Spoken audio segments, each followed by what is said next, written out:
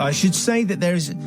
I mean, this is fine. Tonight's confession comes from Darren, by the way. But if you're feeling a little bit sensitive or serving food, okay, it's got food in it. Brilliant. No, it hasn't. Well, no, it hasn't got food in it. Oh, but it's I'm something just saying, else. if you're serving food, has it got illness in it? Well, I'm just not going to say any more details other than that. Okay. Oh, yeah. Anyway, Darren sends in tonight's tale. Thank you very much, indeed, Darren. Dear Simon and the learned crew, I grew up on the River Thames in Shiplake, where my father was a lock keeper. During the school summer holidays, I had a job at a local boat yard just downstream from the lock. My duties involved preparing the vintage launches for the day trippers and the cabin cruisers for holidaymakers. I was also the pump-out boy. When holiday boats called into the boatyard for water and fuel, they usually required a pump-out. Yeah. Blackwater tanks, yeah. Most boats had a fully plumbed-in toilet system, which, when it needed emptying, had a pipe which led from the toilet to the walkway or gunnels on the edge of the boat.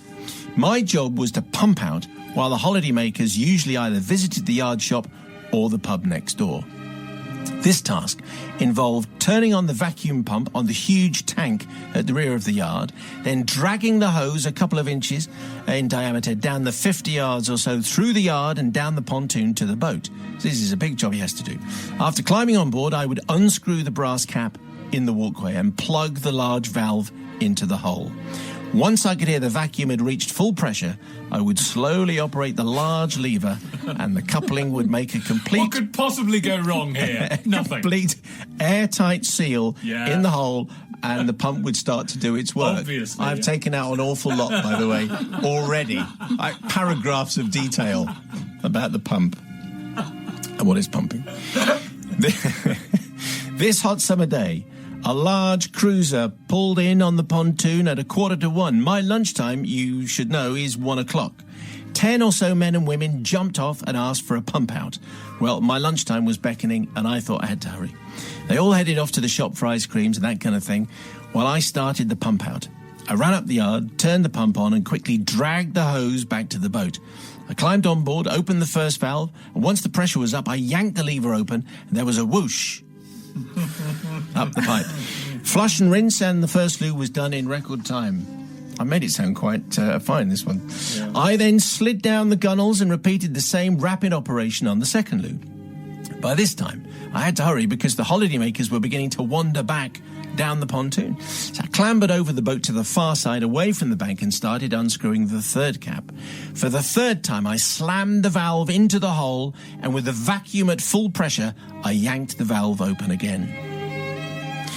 This time, though, it was not met with the whooshing noise that I'd come to expect, but with an ear-piercing scream from inside the boat. Oh, no. Unbeknownst to me, not all of the holidaymakers had left the boat for ice creams. A young lady had taken the opportunity to use the toilet before it got emptied, but I had caught her out. And the sudden sucking from beneath her had, shall we say, caused a reaction. I quickly shut the lever off and tried to remove the valve from the outlet, but it had made a perfect seal. And because the lady was, shall we say, a perfect match for a certain Queen song about making the rocking world go around, she unfortunately had also made a perfect airtight seal on the toilet, and she was stuck fast. With the scream still emanating from inside, I clambered over the top of the boat, and pushing the people on the pontoon aside, I ran up the yard to the pump. I hit the switch from negative to positive pressure. I then ran back to the boat, and after reaching the valve again, I slowly this time opened the valve to release the pressure and the lady from the toilet seat. Now, there's about 4 paragraphs that which have gone at this point. With her finally released, I quickly ran back to the pump to reverse the pressure again and finish the job. 10 minutes or so later, I was pulling the pipe back up the yard, and the blushing lady appeared from the cabin to sympathetic sniggers, cheers and laughter from her companions. I stayed back at the top of the yard and out of the way until they'd paid their bill, but one of the men came and found me. Well, I'm in for it now, I thought. But no, he produced a £5. He gave it me as a tip. And giggling, he said it was the best laugh he'd had all holiday. maybe it hadn't been a great holiday, who knows. So I seek forgiveness from the unknown lady who, as the boat was pulling away, was heard to be the butt of lots of jokes. Well done. And actually, then there were lots of jokes there, which they're not making it on either, Darren. No. But thanks very much indeed. Well, I don't think we've had many kind of lock-based story. I'm not sure we want many more from the Pump Out Boys. Thank you very much indeed.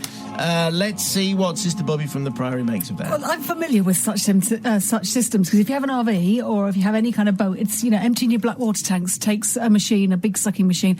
And he's right about the description of if you are in your boat or trailer, it sounds like there's a monster on the other end of it, taking it all out. I've seen the dog absolutely terrified when this happened and the whole thing shakes. But I think it's hilarious. It's one of those things you never want to happen to you, and it's lovely when it happens to somebody else, as long as it's not too dangerous. It clearly was the perfect seal, and she couldn't move. Well, I can imagine that happening, actually, because I was sitting there thinking, there's no cut-off with a normal toilet setup. Darren, you didn't mean to do it.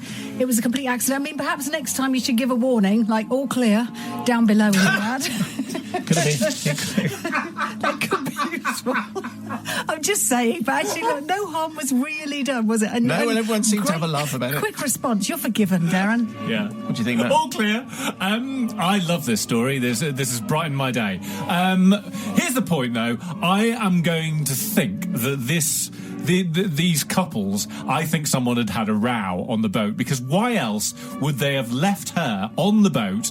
She's gone to the loo, and they decided at that very point they're going to pay this bloke to do the pump out. They knew she was still on the boat. They knew she was probably going to be going to the loo. So I'm going to say they knew this was going to happen, and the reason for that is they'd had a bit of a row. But I think this was very, very, very funny, and I'm sure everyone, even Deirdre, saw the funny side of this, I'm going to say. So I am definitely